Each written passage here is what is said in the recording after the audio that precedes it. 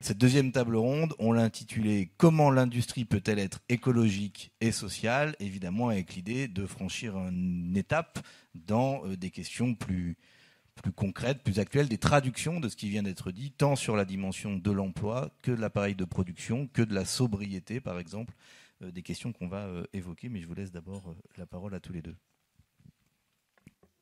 Merci Mathias. Effectivement, donc pour introduire cette table ronde, on va continuer tous les deux à présenter un petit peu ce que l'on a fait dans notre note pour repenser l'industrie et ses politiques. Ça, c'est l'épisode 1. Et dans un deuxième épisode, que vous avez aussi, il y a pas mal de propositions qui sont faites autour de 10 points de méthode. Comme nous l'avons vu lors de la première table ronde, et ça a été dit très justement, une industrie écologique, ça ne peut pas être juste le verdissement de l'existant. Ça va nécessiter bien d'autres choses, de produire effectivement des équipements pour décarboner l'économie et également de respecter les limites planétaires, de maîtriser la consommation des ressources. Donc, on voit bien que l'industrie du XXIe siècle, pour qu'elle soit écologique, elle va être quand même contrainte au niveau externe parce qu'on va se retrouver avec tous ces éléments, parfois à ne pas pouvoir répondre à certains besoins de certaines manières. Donc, il va falloir peut-être privilégier des procédés qui consomment peu d'énergie, par exemple, voire qui en consomment le moins possible. Parfois aussi, on va choisir d'importer plutôt que de produire localement. L'inverse est aussi vrai d'ailleurs pour d'autres produits manufacturés. Cette consommation de ressources qui devra être vraiment limitée pour que l'industrie soit soutenable. Ça va également entraîner quelque part qu'il y a un certain nombre de choses que nous ne pourrons pas faire car ça conduirait par exemple à franchir les limites planétaires. Bien sûr, pour cela, il va falloir un ensemble de politiques et d'institutions pour organiser la production, avoir une vision court et moyen terme qui n'est pas forcément là aujourd'hui et qui ne mette pas en danger les équilibres de notre écosystème. Donc il va falloir composer avec les usages équitables et soutenables le plus possible avec les réserves naturelles que l'on a. Et effectivement, il ne faut pas perdre de vue aussi que relocaliser l'industrie ne va pas forcément avec la baisse de l'empreinte carbone, parce que parfois les industries existent toujours dans les pays où elles étaient initialement pour des raisons souvent pratico-pratiques, c'est-à-dire que les filières ne sont pas encore suffisamment structurées, la main-d'œuvre est peu formée, on a des problèmes dans la chaîne logistique, tout un tas de contraintes qui font que c'est assez compliqué. Mais bien sûr, on voit bien que si on veut aller vers ce tournant social, écologique, radical des politiques industrielles, il va falloir penser différemment les modes de production, les modes de vie, les modes d'organisation des espaces. Et on en revient à la question qui était aussi abordée lors de la première table ronde, qui est la question démocratique. Et effectivement, il faudra que les citoyens soient impliqués dans les entreprises, mais également dans les territoires, pour qu'ils deviennent des acteurs de la transformation sociale. Et pour ça, dans notre note, il y a une proposition qui vise à organiser cette démocratie pour qu'elle soit effective et non pas juste consultative, comme ça pourrait être le cas. Pour ça, on propose effectivement 5 grandes catégories d'acteurs sociaux qui dialogueraient entre eux et prendraient les décisions collectivement en fonction des besoins, des ressources, etc. La puissance publique nationale, les collectivités territoriales, des assemblées de base des salariés dans les entreprises, bien sûr, qui seraient relayées ensuite par les institutions et les comités de filière, des assemblées de citoyens dans les territoires, car on voit aujourd'hui pas mal de conflits industriels au sein des territoires, notamment avec des ouvertures de mines de lithium ou ce genre de choses, et des représentants du patronat. Bien sûr, nous avons conscience que tout ça ne se fera pas sans difficulté, parce que la planification, c'est du long terme, et il y a des échéances électorales tous les 3, 4, 5 ans, une instabilité, oui, j'ai pas voulu, une instabilité telle qu'on préconise en quelque sorte que la démarche elle soit fortement démocratique, mais un petit peu au-delà des urnes, indépendante des urnes.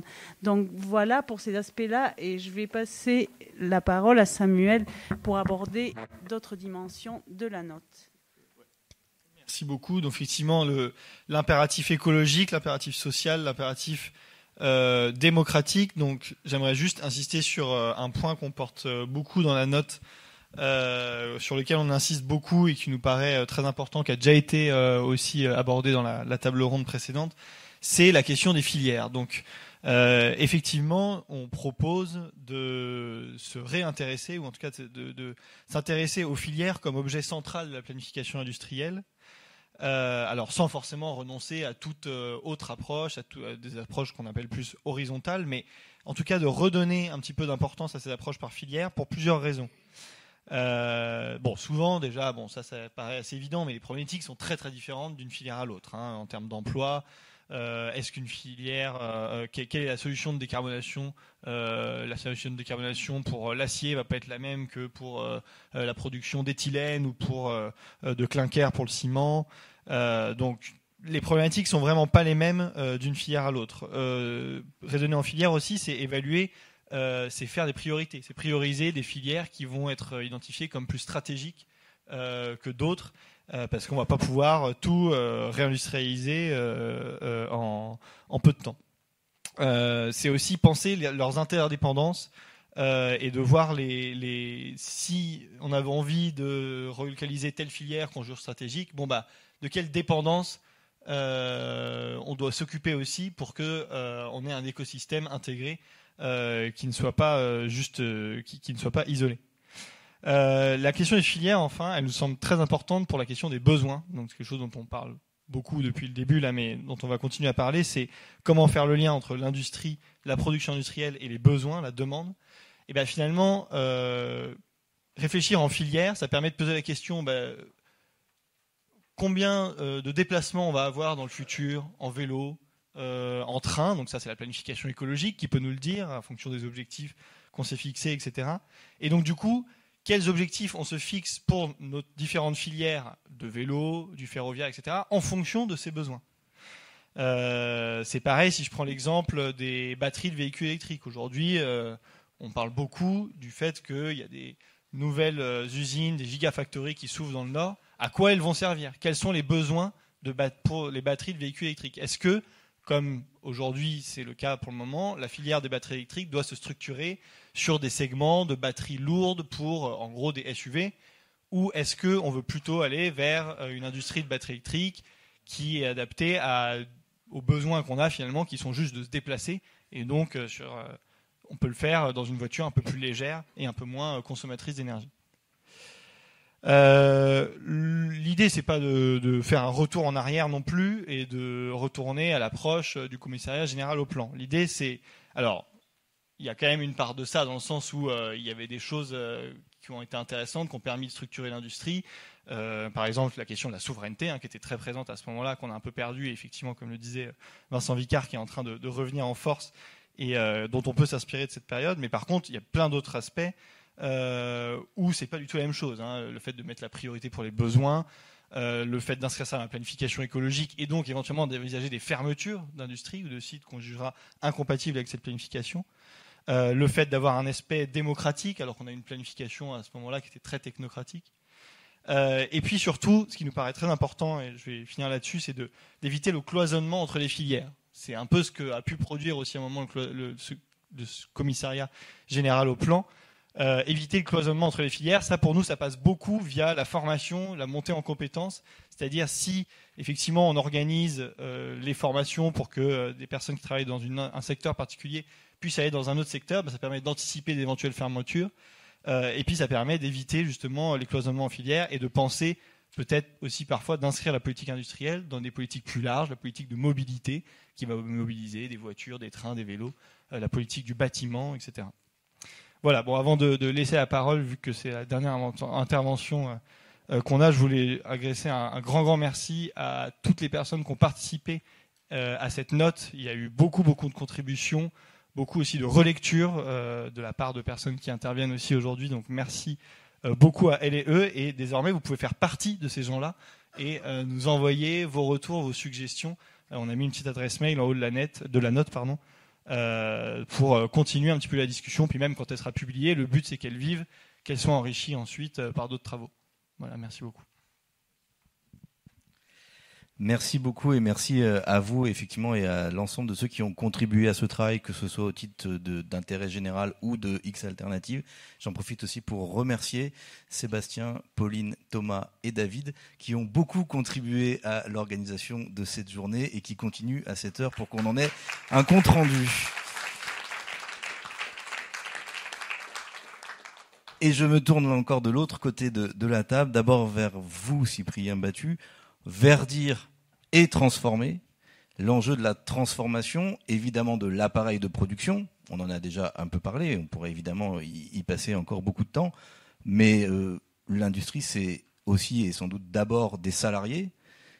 Comment ces salariés, dans des situations de transformation de l'appareil de production, ils sont sécurisés, ils sont pris en charge, ils sont acteurs de cette transformation et ils ne sont pas seulement une variable d'ajustement où on leur dit merci, vous avez produit ce dont on avait besoin pendant 40 ans, maintenant on ferme et Pôle emploi ou France Travail est au bout de la rue, de l'autre côté du trottoir.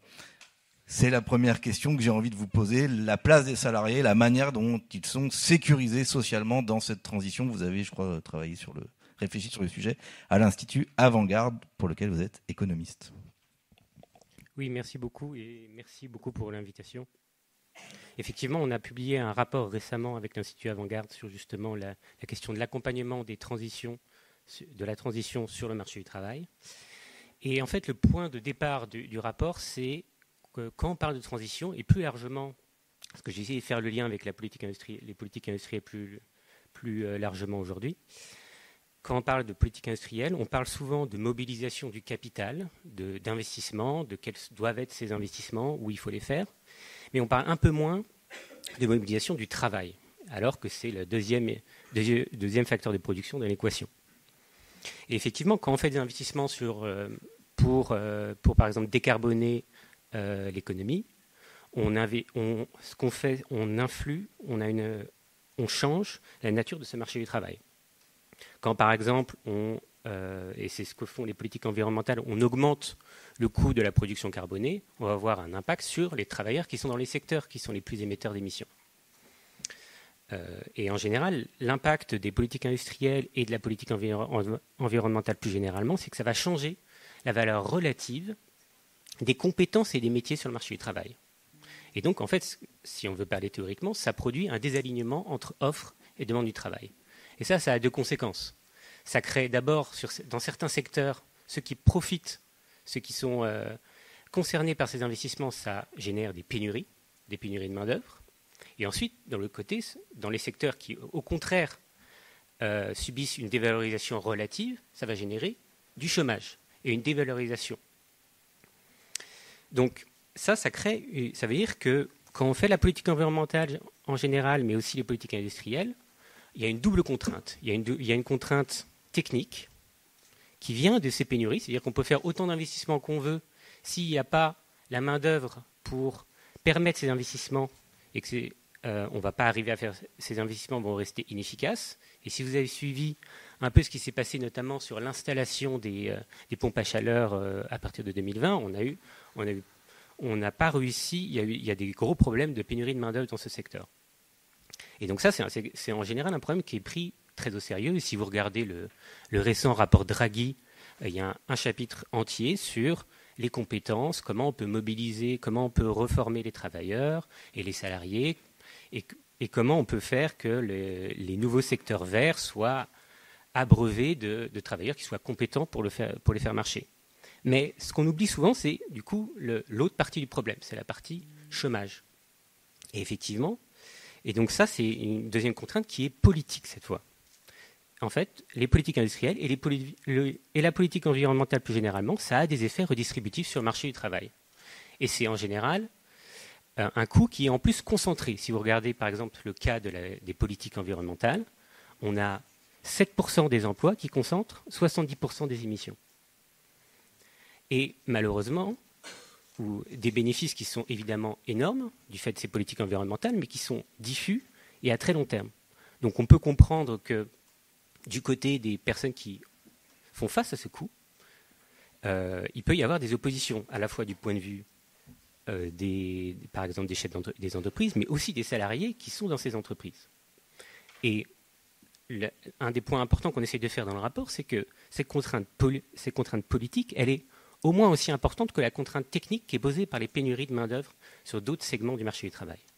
Et donc, il faut prendre au sérieux cette contrainte-là, parce que ça peut servir à la base d'une opposition politique aux politiques environnementales. Et donc, qu'est-ce qu'on fait par rapport à ça ? On crée, c'est d'ailleurs Cédric Durand qui l'a dit tout à l'heure, on crée des institutions. Et ce qu'on essaye de dire dans le rapport, c'est qu'il faut créer de nouvelles institutions sur le marché du travail qui sont complémentaires aux politiques qu'on veut faire en termes environnementaux, mais aussi si on veut développer la politique industrielle. Parce qu'on a trop souvent tendance à minimiser le coût que représentent les réallocations qu'on demande aux travailleurs sur le marché du travail. On a tendance à considérer que la formation, au final, c'est pas grand-chose. Que c'est pas très grave qu'un travailleur ait besoin de déménager pour retrouver un emploi. Et on a tendance souvent, et quand on regarde par exemple les modèles macro-environnementaux qu'on va utiliser pour essayer d'évaluer les effets des politiques environnementales sur le marché du travail, on va sous-estimer les frictions qui peuvent exister sur ce marché du travail. Et du coup, sous-estimer le coût que ça va avoir pour les travailleurs. Donc comment la politique industrielle peut être écologique et sociale, notamment en créant ces institutions complémentaires sur le marché du travail.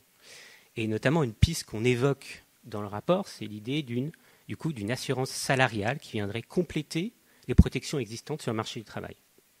Donc l'assurance chômage, elle assure contre un risque qui est le fait de ne pas travailler pendant une certaine période de temps. L'assurance salariale, ça vient en plus, ça protège contre le risque d'avoir un salaire plus faible quand on retrouve un emploi. Pourquoi ? Parce que quand on regarde les travaux, notamment sur le coût de la perte d'emploi sur le marché du travail, une grosse partie de ce coût, ça ne vient pas du fait qu'on passe pendant un certain temps au chômage, mais ça vient du fait que le salaire est plus bas quand on retrouve effectivement un emploi.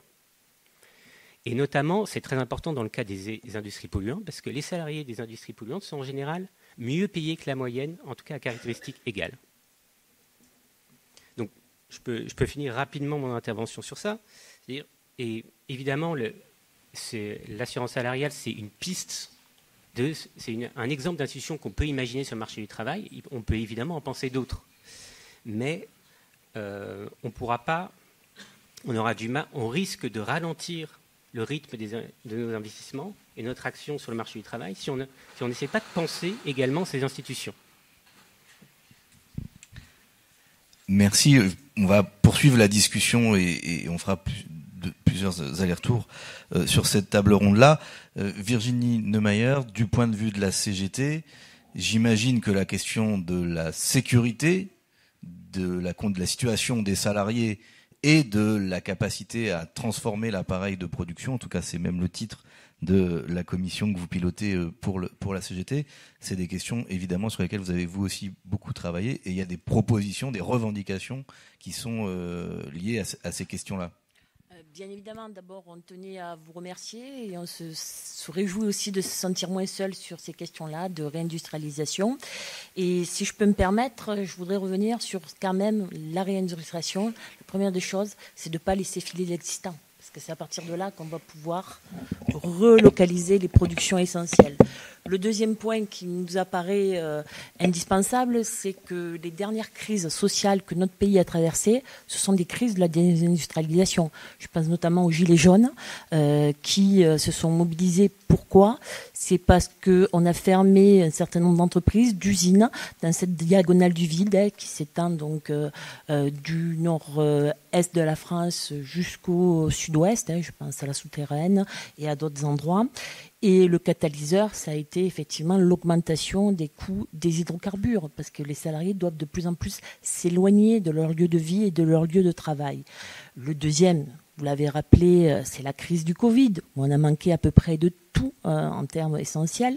Le paracétamol, vous avez dû aussi prendre connaissance de la décision de Sanofi de vendre Doliprane, pas de le vendre en pharmacie, de céder sa production sur un élément tout aussi essentiel. Donc bien évidemment que Sanofi a bénéficié depuis près de 10 ans d'aides publiques, 5,7 milliards à notre connaissance, et que ces questions-là de conditionnalité soumises à des critères sociaux, donc l'emploi, environnementaux aussi, nous paraît essentiel et qu'elles font partie intégrante de nos propositions.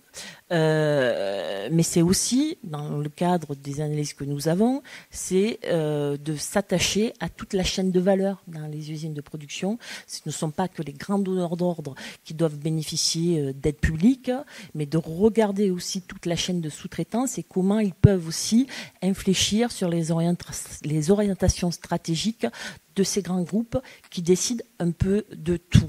Je pourrais revenir aussi sur la question du coût du travail que certains ont évoqué, qui est notre sujet de chantage à la délocalisation. C'est bien évidemment un prétexte fallacieux, parce que c'est aussi les salariés qui permettent, par leur pouvoir d'achat, de pouvoir se saisir de biens manufacturés. Et il est évident qu'aujourd'hui, dans la situation actuelle, si d'aventure le marché de l'automobile est inondé par des voitures importées de Chine, ce seront à peu près les seules, les voitures électriques, ce seront à peu près les seules que les salariés pourront se payer. Donc la question aussi des mesures régulatoires au niveau de l'Europe se pose, en lien aussi, ce qu'on a dit tout à l'heure, sur des politiques de planification. Si l'administration Biden a une certaine réussite avec son IRA, pourquoi l'Europe ne le permettrait pas ? Pourquoi ne pas s'appuyer sur le rapport Draghi, grand libéral aussi, mais ça existe et il faut qu'on s'en saisisse. Donc c'est des éléments qui sont aussi devant nous. Je passe très vite sur les propositions qu'on pourrait avoir. La CGT aussi s'intéresse dans le cadre de l'adaptation au changement climatique à des sujets tout à fait nouveaux et brutaux qui se passe aujourd'hui. Il faut effectivement un peu de temps transformer l'appareil productif. Donc nous avons des propositions, je pense notamment à mes collègues de ST Microélectronique, donc qui est une entreprise qui se situe dans la vallée du Grésivaudan à côté de Grenoble, qui donc travaille sur la fabrication de puces électroniques et de semi-conducteurs. Il va y avoir une extension d'usine. On s'en réjouit bien évidemment, c'est de la production nouvelle, mais il y a un besoin d'eau. Donc nous proposons, c'est ce que la CGT met en débat, de mieux réutiliser l'eau déjà usée. Et pour l'instant, nous avons donc une fin de non-recevoir de la part des directions de l'entreprise. Et dans ce cadre-là, si nous pouvions avoir, en tant que salariés, des pouvoirs d'intervention renforcés, notamment pour peser dans les orientations stratégiques, même jusqu'au droit de veto, ça nous permettrait aussi de pouvoir imposer cette transformation de l'appareil productif.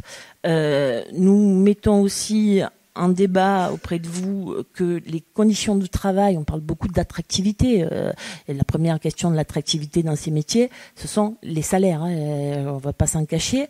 Pour autant, il faut aussi travailler sur la fidélisation du personnel dans ces secteurs, parce que les conditions de travail sont parfois très pénibles, très dures. Il n'y a pas que des emplois 2.0, hein, il faut aussi les emplois existants.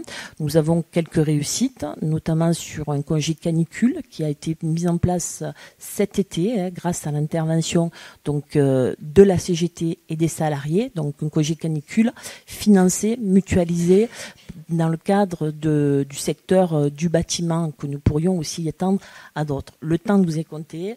Nous avons 22 propositions que nous avons établies lors des États généraux de l'industrie et de l'environnement en ce mois de mai, que nous porterons bien évidemment à votre connaissance. Merci beaucoup à Virginie Neumayer, donc représentante de la CGT, et je me tourne maintenant vers Patrick Pellata, donc président de l'Académie des technologies, dans une vie antérieure, ancien directeur général de Renault. Délégué aux opérations de Renault, et avec des questions qui ont été évoquées, la question des industries les plus polluantes, la question de l'eau qui vient d'être évoquée, et notamment du coup la question de la sobriété, qui est un des éléments des plus concrets qui doit être intégré à cette nouvelle donne écologique et sociale que nous portons. Vous, du point de vue qui est le vôtre et des fonctions que vous occupez, c'est une chimère, c'est quelque chose qui peut être atteint, une industrie sobre ? Oui, avant d'être sobre, l'industrie, il faut premièrement qu'elle existe, deuxièmement qu'elle se transforme, et après on peut regarder si elle peut être sobre. Très vite sur la sobriété, quand même, toutes les entreprises, toutes les grandes entreprises déjà maintenant, depuis 4-5 ans, travaillent ce qu'on appelle les scopes 1, 2, 3 sur les émissions de carbone, avec la CSRD qui est devenue obligatoire de par la loi européenne à partir du 1er janvier 2025. On a une comptabilité maintenant détaillée de l'ensemble de l'impact environnemental, social et sur l'écosystème des bassins d'emploi dans lesquels on est. Donc ça c'est en train de se faire aujourd'hui.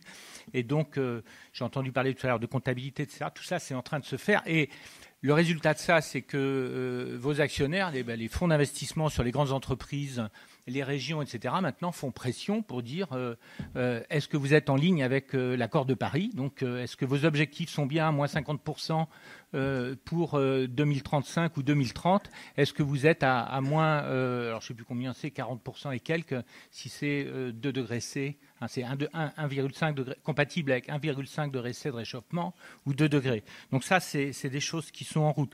Mais je voudrais revenir sur la transformation de l'industrie parce que ça veut dire quoi, se transformer l'industrie ? Ça veut dire qu'il y a des usines, il y a des industries, il y a des entreprises qui vont mourir. Ça veut dire qu'il y a des industries qui doivent naître, et il faut les aider à naître. Et ça veut dire qu'il y a des industries, des entreprises qui doivent se transformer et donc investir. Pour investir, il faut un accès au capital, et pour ça, il faut que ce capital il ait envie de venir chez vous. Et deuxièmement, il faut des profits pour avoir préparé la transformation et puis faire les investissements qui sont nécessaires. C'est la combinaison des trois. Et donc, il faut se rappeler quand même qu'il y a, c'est un peu un éléphant dans la pièce là que je dis, mais la France a une dépense publique qui est à peu près 5 à 6% supérieure à la plupart de nos grands compétiteurs européens, y compris les Scandinaves. 5% de dépenses publiques supérieures, ça veut dire en gros 5%. Alors en fait, c'est pas 5%, c'est un petit peu moins de prélèvements supérieurs. La différence entre les deux, c'est la dette qui monte. Hein. C'est des grands agrégats, mais c'est assez facile à comprendre.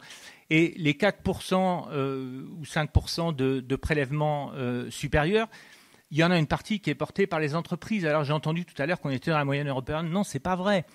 Il faut compter les taxes sur le travail. Les taxes sur le travail, c'est un grand problème. Non, je vous vois sourire, mais c'est un point pour moi qui est assez incompréhensible, qu'on n'arrive pas à trouver un consensus sur ce sujet-là. Pourquoi ?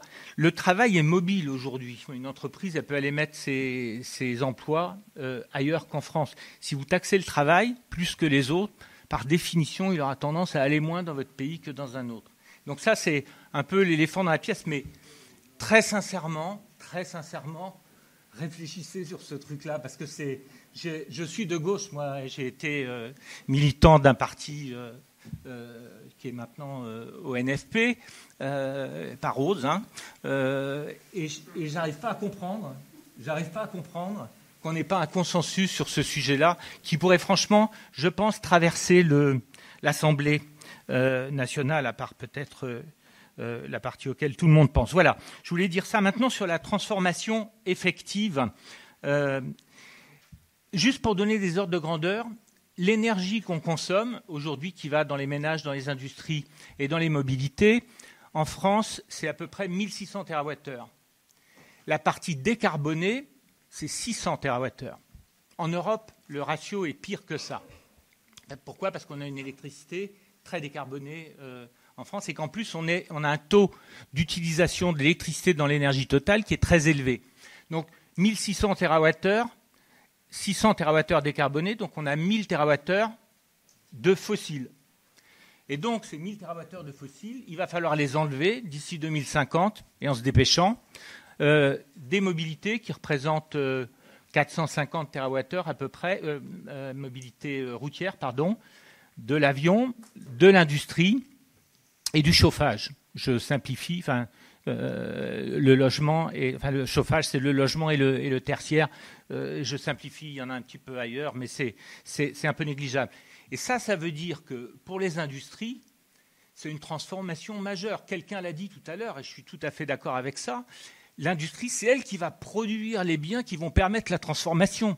Les pompes à chaleur, les voitures électriques, les carburants durables pour l'aviation. Et au cœur de tout ça, pour moi, ça fait partie de l'industrie, c'est la production énergétique. Et en fait, c'est quoi la production énergétique décarbonée ? C'est de l'électricité ou de la biomasse. Tout le reste, oublié. Donc dans l'électricité, vous avez le renouvelable, vous avez le nucléaire, vous avez l'hydraulique qui est renouvelable, et puis vous avez un peu de biomasse mais qu'il ne faudrait pas trop gaspiller parce qu'on va en manquer pour plein de raisons.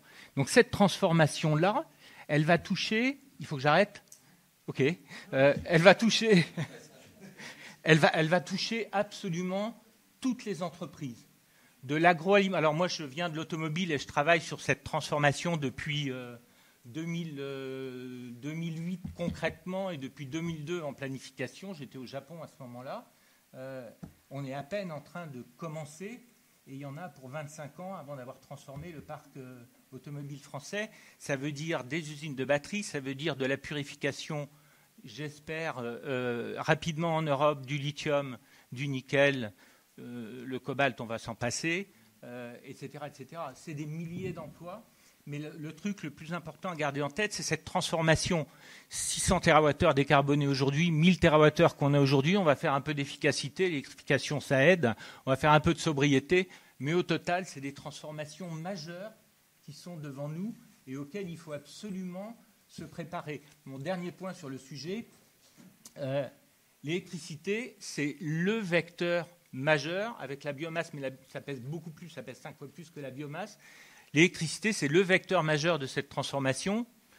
Une électricité chère, c'est une catastrophe pour la transformation. Une électricité en plus, qui est déjà pas mal taxée, qu'on taxe encore plus, comme je viens de l'entendre dans les propositions du gouvernement, c'est absolument catastrophique. Il faut empêcher ça.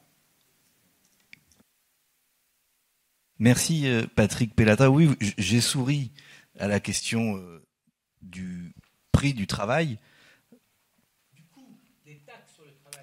Je dis de prix du travail parce que je crois que la question qui a été évoquée avant, par exemple des aides publiques qui étaient consenties, quand on évoque qu'on a un taux de dépenses publiques ou de prélèvements obligatoires de 5 points supérieur à la moyenne européenne, les plus de 200 milliards d'euros d'aides publiques dont parlait Anne-Laure Delatte, ça représente plus que 5 points de PIB. Et par ailleurs, la question, là on peut se retrouver sur le financement, sur l'accès au capital, la question du coût du capital pour les entreprises, et notamment quand elles doivent financer des investissements très lourds, des investissements à très long terme, des investissements risqués sur leur rentabilité, mais indispensables d'un point de vue écologique. Je pense que là, effectivement, il y a matière à avoir des propositions qui peuvent peut-être nous faire converger sur ce point précis de l'accès au capital, et notamment à un capital aidé, publiquement aidé, pour permettre ces investissements. Mais c'était juste ça, le sourire, ça n'était rien de plus. Le capital public, c'est quoi ? C'est l'épargne des Français qui aujourd'hui ne couvrent pas la dette. Donc c'est quoi le capital public ?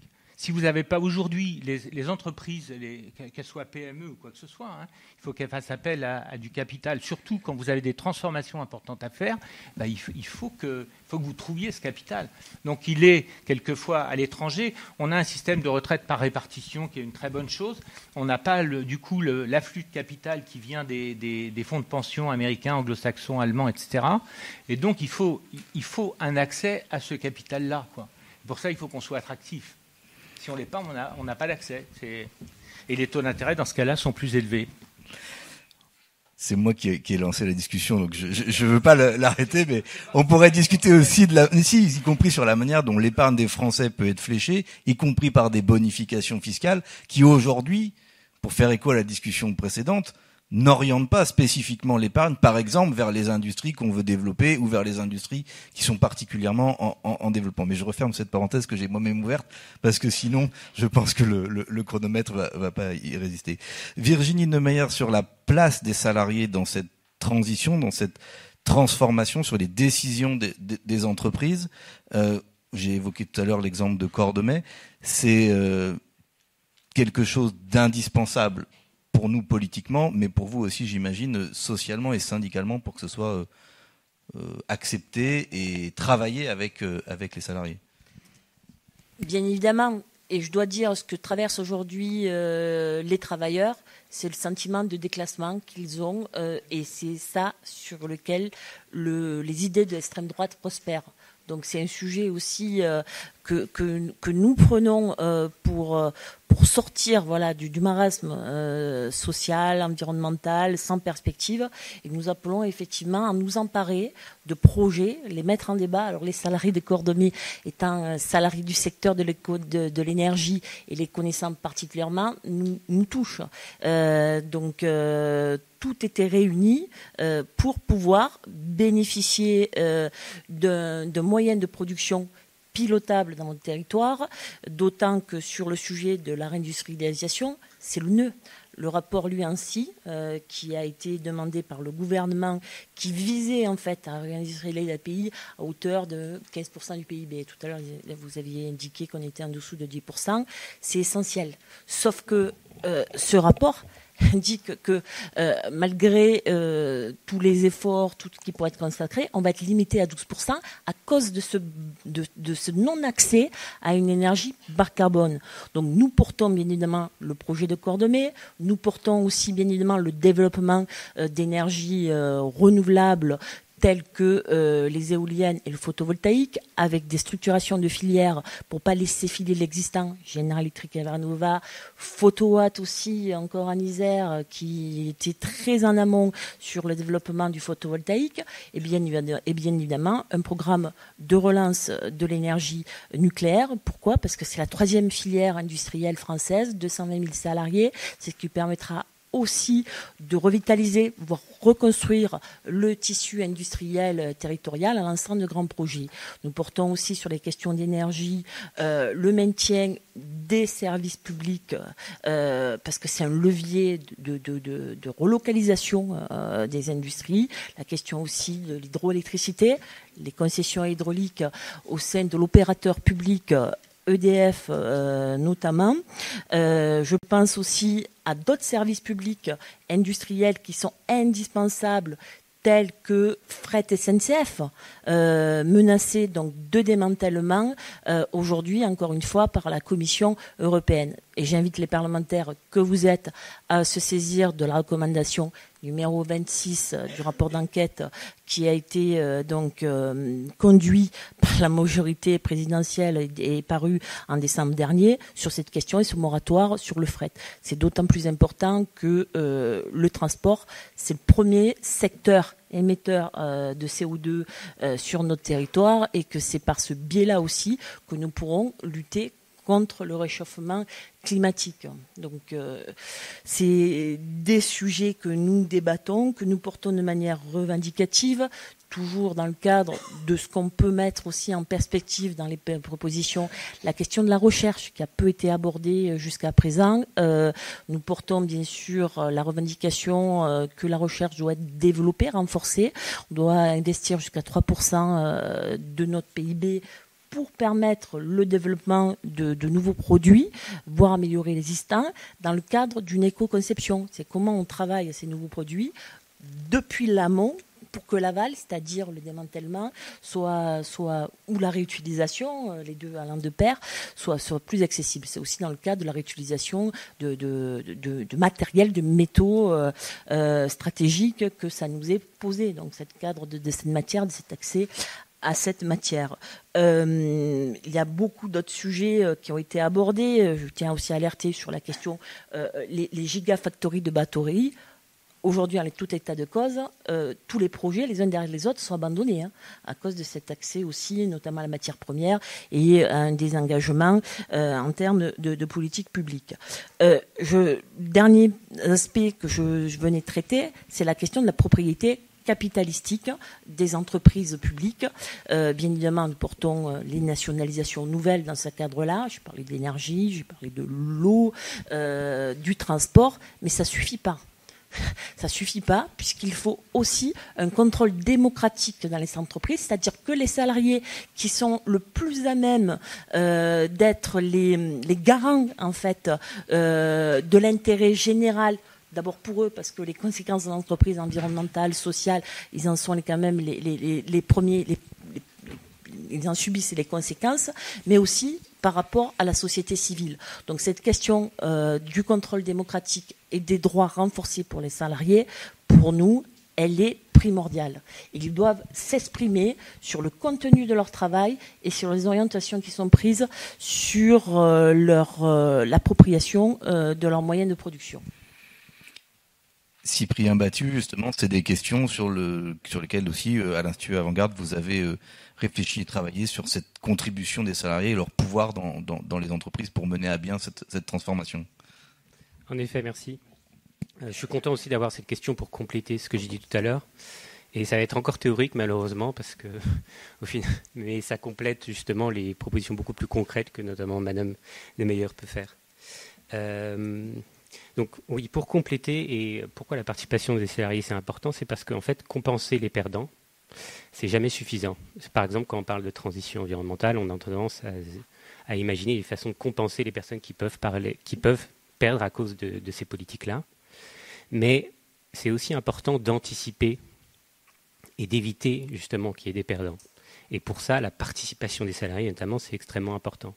Vous avez peut-être en tête le triptyque de Albert Schman, Exit, Voice, Loyalty. Quand on a un salarié dans une entreprise, il a 3 façons, en gros, d'influer sur sa direction. C'est d'abord de partir quand il est mécontent. Et rien que la menace de départ, elle a une influence sur la direction de l'entreprise. Il a ensuite la possibilité d'exprimer son mécontentement et d'essayer de changer directement à l'intérieur de l'entreprise son fonctionnement. Et c'est là où notamment des institutions très importantes, notamment les syndicats, jouent. Et enfin, il y a la loyauté, c'est-à-dire penser que rester loyal à la direction et espérer que cette loyauté soit récompensée d'une façon ou d'une autre. Et quand on est...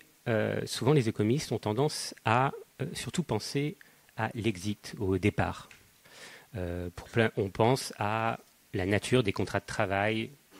On pense également à comment favoriser la mobilité des travailleurs sur le marché du travail avec des meilleures politiques de formation. Comment on peut aider les personnes à déménager, etc., etc. Et en fait, quand par exemple notre proposition d'assurance salariée va aussi un peu dans ce sens-là. On cherche à réduire les coûts de la mobilité. Mais, vous l'avez compris, participation et départ, c'est substituable. C'est-à-dire que quand on permet une meilleure participation des salariés, on stabilise les travailleurs dans l'entreprise. C'est-à-dire on réduit les départs. Et ça, c'est également important. C'est aussi important. C'est-à-dire que, et accessoirement, cette participation, c'est aussi un conduit d'information. Ça permet la coordination au sein de l'entreprise. les syndicats et toutes les institutions qui ont des représentants des salariés, ils conduisent des informations et ils permettent un meilleur fonctionnement de l'entreprise elle-même. Donc effectivement, notamment dans les 40 propositions pour une coalition qu'on avait, sur lesquelles l'Institut Avant-Garde a participé, il y avait une proposition pour augmenter le nombre d'administrateurs salariés dans les entreprises et aller plus loin que la loi Pacte. Donc ça, c'est une manière justement de permettre une meilleure participation, un meilleur rôle, une meilleure codétermination dans les entreprises. C'est une solution. On pourrait aussi penser par exemple à donner plus de pouvoir au CSE. On peut imaginer, on peut avoir plein d'autres idées. Et en sachant que ces idées de codétermination, ce n'est pas forcément une panacée. Quand on regarde par exemple les études qui existent en Allemagne ou en Finlande sur les effets de cette codétermination, ça n'a pas d'effet, par exemple, en Allemagne. En tout cas, c'est ce qu'a montré certains travaux récents. Et par contre, ça en a en Finlande. Les entreprises qui ont plus de représentants des salariés dans les comités d'entreprise sont à la fois plus productives et ont moins de licenciements dans les périodes de moindre activité économique. Donc, évidemment, il faut penser à les règles institutionnelles et comment elles fonctionnent. Donc, comment donner du pouvoir, notamment à ces administrateurs salariés. Tout ça pour dire que la participation, c'est important quand on parle de la politique environnementale, quand on parle de politique industrielle plus largement, parce que je reviens encore à mon point de tout à l'heure, c'est-à-dire toutes ces politiques-là ont des effets redistributifs et donc du coup posent la question de la répartition de ces coûts. Et quand il y a un conflit de répartition, il y a du politique et là, la participation des salariés, ça va jouer et ça va permettre de trouver des meilleurs compromis et éviter justement ces conflits-là. Voilà. Merci Cyprien Mathieu. Je vous vois allumer le micro, Patrick Plaza, si vous voulez rebondir peut-être rapidement là-dessus. Et après, justement, en parlant de salariés, il y a deux entreprises dont des représentants syndicaux sont dans la salle, c'est General Electric et c'est Total. Et je voudrais qu'on puisse leur donner la parole un tout petit moment, je pense, pour éclairer la discussion qui est la nôtre. Donc, vous m'aviez posé une question par email, je me préparais à y répondre. Sur est-ce que l'Académie, on s'intéresse à ces questions-là, de formation, transformation, participation? On n'est pas très bien placé pour ça. Formation, on a beaucoup de travail là-dessus. Participation, c'est évident. Enfin, moi, dans des entreprises, je suis au conseil d'administration d'entreprise où il y a évidemment beaucoup de salariés au conseil d'administration, 4-5. C'était Renault avant, et aujourd'hui c'est Safran ou Orano par exemple, où il y a une forte participation des salariés au conseil d'administration. En dessous, je connais un cas particulièrement chez Orano où si on avait écouté un peu plus les salariés, on n'aurait pas fait une grosse bêtise, quoi. Donc c'est bon, moi j'ai pas d'état d'âme là-dessus. La question c'est de trouver la bonne forme pour le faire. C'est pas facile, mais je pense qu'on le fait jamais assez bien. Sur la formation, donc l'Académie, c'est un sujet qu'on travaille énormément. Pourquoi ? Parce qu'il n'y aura pas de transformation industrielle si on ne fait pas des efforts très significatifs sur la formation. On n'est pas bon, mais vraiment pas bon. Pourquoi on n'est pas bon ? Parce que l'État veut s'occuper de trop de choses et il faut déjà s'occuper des basiques, mais les basiques, on s'en occupe pas bien. C'est quoi dans les basiques de la formation ? C'est donner à tout le monde la base pour être capable d'accrocher après des formations professionnelles, des formations de reconversion, etc., que dans le monde moderne, on aura dans tous les cas, tout le monde, 100%, besoin de faire. Et donc, le premier recul, c'est les formations en maths. C'est un scandale. C'est un scandale que les formations en maths reculent. Et elle recule un peu parce qu'on n'a pas assez de profs, c'est une des explications qu'on m'a données, c'est évidemment une très mauvaise raison, parce qu'on n'arrive pas à attirer des scientifiques vers l'enseignement. Ça, il faut trouver ce qu'il faut des salaires, enfin bref, mais c'est très dangereux. La deuxième chose, c'est les formations au-dessus, dont là je parlais de la base, ensuite c'est les formations au-dessus. Formation d'ingénieur, ça roule à peu près, c'est pas bon en nombre, mais je dirais il y a l'infrastructure pour grandir. Formation de technicien, on estime qu'il va manquer 100 000 techniciens entre 2030 et 2035. 100 000 techniciens.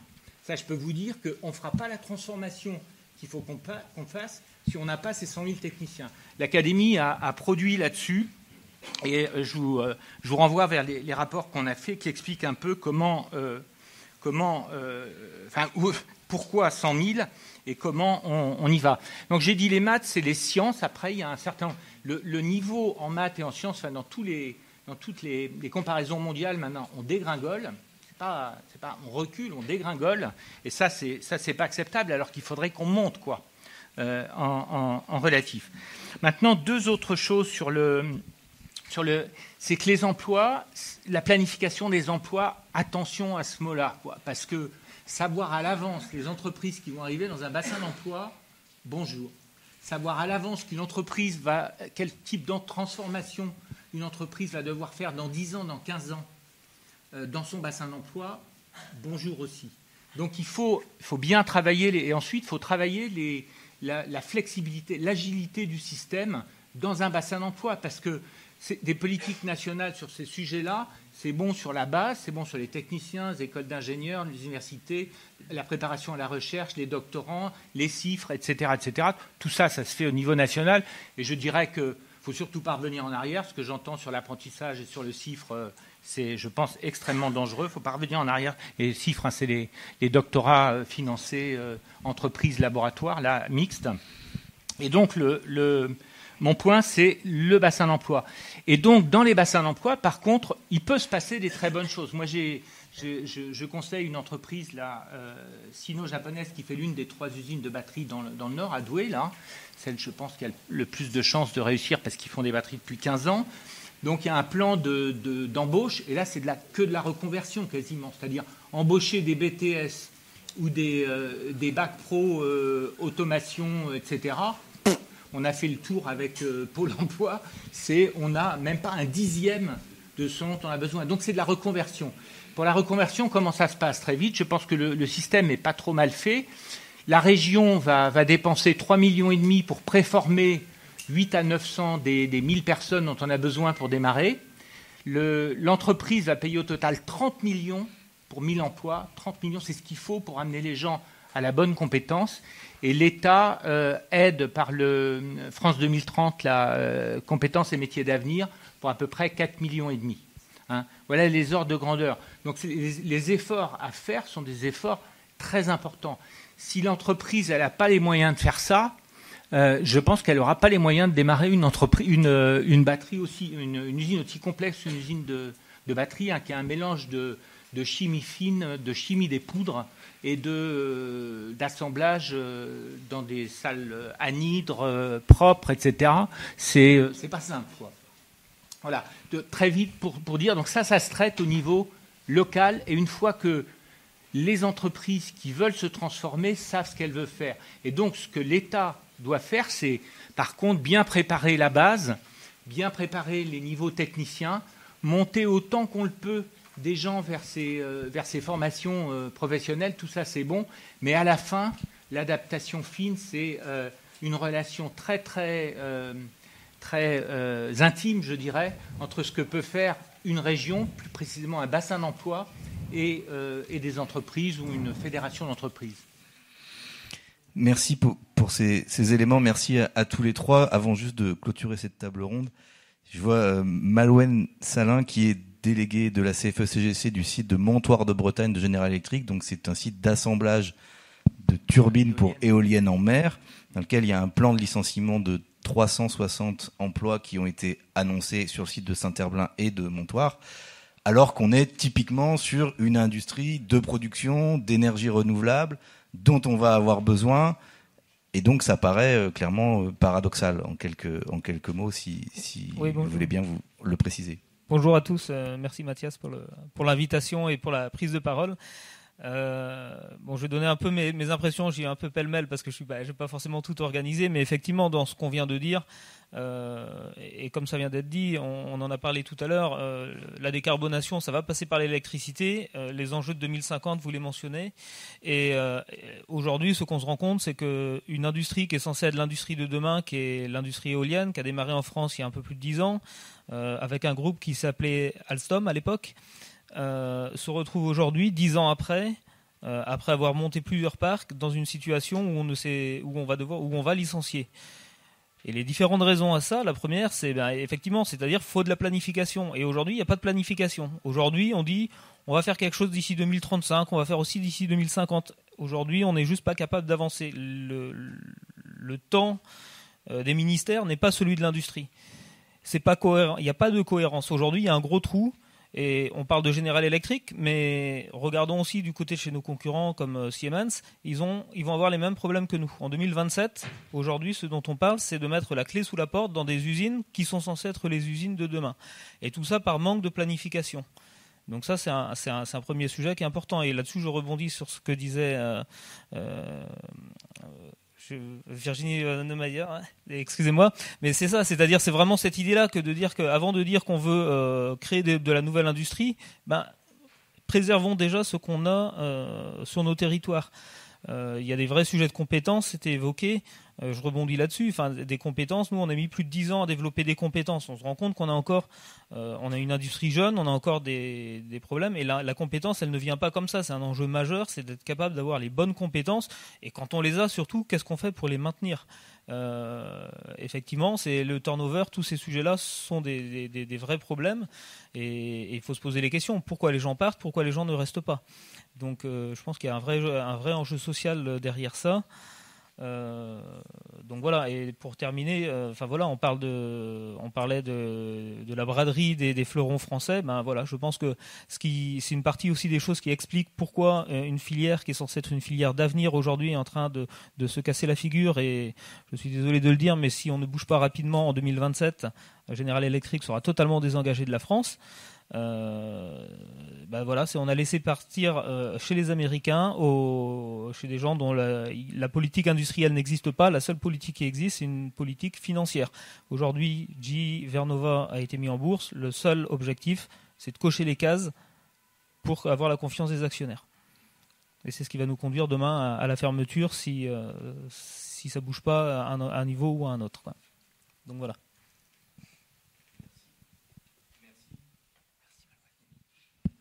Merci pour ce témoignage, et évidemment c'est un sujet qu'on suit, Ségolène Amiot et moi, puisqu'on est les deux députés des circonscriptions dans lesquelles les sites sont implantés, et avec vous évidemment pour mobiliser l'État, la région, les autres acteurs de la filière, et je sais qu'il y en a dans cette salle, pour que la filière de l'éolien en mer française, ses têtes de pont, ses sous-traitants et ses salariés aient un bel avenir. Et bien sûr, ça nécessite, vu l'urgence, une intervention publique forte de notre point de vue. L'autre témoignage que je voulais avoir, il est juste devant moi, c'est Fabien Privé-Saint-Lanne. Il est délégué syndical CGT à la raffinerie de Donges, donc à quelques kilomètres de Montoire de Bretagne. Et là, on est plutôt dans la question de les activités existantes et leur avenir.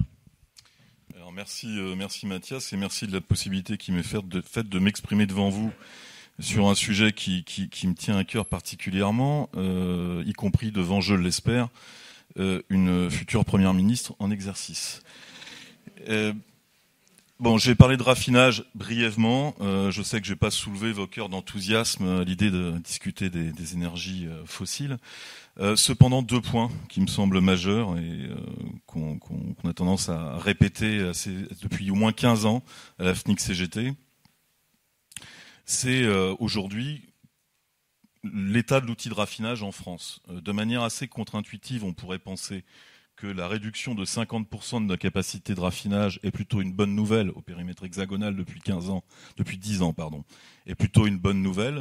Sauf qu'en réalité, la consommation en 40 ans en France a baissé de 20%, quand on a baissé nos capacités de production de l'ordre de 40%. Donc en réalité, on a compensé par de l'importation ce que l'on ne produit plus aujourd'hui en France. Donc si on avait une demande, nous, aujourd'hui, à exprimer, en tout cas, l'urgence, ce serait de conserver aujourd'hui, à court terme, nos capacités de raffinage, parce que combler par de l'importation la réduction des capacités, c'est favoriser le dumping social, le dumping environnemental, c'est une très mauvaise nouvelle pour l'environnement, c'est faire venir 15 bateaux de produits finis en France au lieu d'un bateau de pétrole brut, par exemple. C'est une question d'indépendance énergétique de la nation, et voire même de l'Europe, avec tout ce que ça soulève quand même derrière. Et on l'a vu avec la crise, avec la guerre en Ukraine notamment, les difficultés qu'il y a pu y avoir dans un premier temps sur l'importation de gazoil, puisque majoritairement le gazoil qui est consommé en France aujourd'hui l'est par de l'importation. Et puis c'est la réponse aux besoins économiques et sociaux. Le prix aujourd'hui à la pompe, alors il peut y avoir débat pour savoir s'il doit être haut ou bas, mais en tout cas le coût relevé de la logistique fait que finalement, in fine, le consommateur le paye à la pompe. Donc voilà, je vous l'ai dit, j'attends pas non plus qu'on m'applaudisse sur ce sujet, mais à court terme, il est important de préserver nos outils de raffinage, et il y a une raffinerie dont on nous annonce la fermeture demain à Lyon, celle de Fezin. Ce serait, encore une fois, une très mauvaise nouvelle. Et puis à plus long terme, parce qu'on convient, bien que nous soyons élus CGT dans des entreprises d'énergie fossile, qu'on devra s'en passer. Et ça, effectivement, à terme, ce sera une bonne nouvelle si on a une planification de la transition écologique avec le sujet de la reconversion, le sujet de la transformation, le sujet de la recherche, tout ça finalement c'est lié, la formation aussi, j'en ai entendu parler. Mais en l'occurrence, Total est un fleuron français quand même à l'origine, Raymond Poincaré, etc., 1924, qui serait une entreprise idoine pour cette transition énergétique. Mais par contre, si on laisse dans les mains d'un conseil d'administration qui a pour objectif la rentabilité à court terme, qui passe notamment par le rachat cette année de 8 milliards d'actions de son propre capital, 8 milliards qui n'iront pas à la recherche au développement, qui n'iront pas à la transition énergétique, qui n'iront pas à la reconversion de l'outil industriel, on n'y arrivera pas. On peut effectivement, et je vais pas aller dans un sens contraire, renforcer les moyens des représentants du personnel, ce serait bien sûr une très bonne nouvelle, mais on a vu l'expérience du début des années 80 qui nous a montré que c'était quand même relativement limité. Donc il faut, à notre sens, une reprise en main par l'État, par un pôle public de l'énergie, par exemple, de ces entreprises-là, sans quoi on voit mal comment on pourrait contraindre Total Énergie à changer de cap demain. Voilà, tout ce que j'avais à dire, Mathias. Merci beaucoup à vous deux pour ces témoignages. Merci à vous trois pour vos interventions.